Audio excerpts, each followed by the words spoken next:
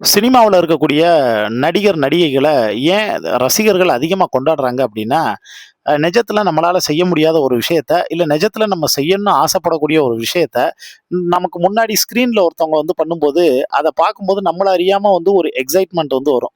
அந்த எக்ஸைட்மென்ட்ல தான் நம்ம கை தட்டுறது, விசில் அடிக்கிறது, "சூப்பர் தலைவா! வாவ்!" அப்படின்னு வந்து சொல்றது, அத ரசிக்கிறது, இது எல்லாமே வந்து அடங்கும்.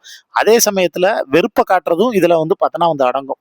அது நல்லது இருந்தாலும் சரி, கெட்டது இருந்தாலும் சரி, அது எப்படி இருக்கோ அதுக்கேத்தது மாரி எதிர்வினை ஆற்றும் அப்படிங்கிறது தான் நிதர்சனமான வந்து உண்ம.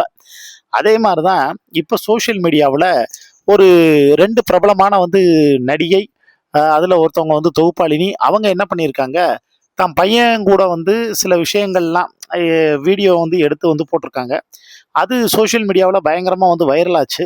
அது ரொம்ப நியாயம்னு வந்து அவங்க நியாயப்படுத்தி வந்து பேசினத வந்து பார்த்து, இப்போ ஒரு பிரபலம் சும்மா சராமரியா வந்து பார்த்தோன்னா, கேள்வி கேட்டு வெளுத்து வந்து வாங்கியிருக்காரு.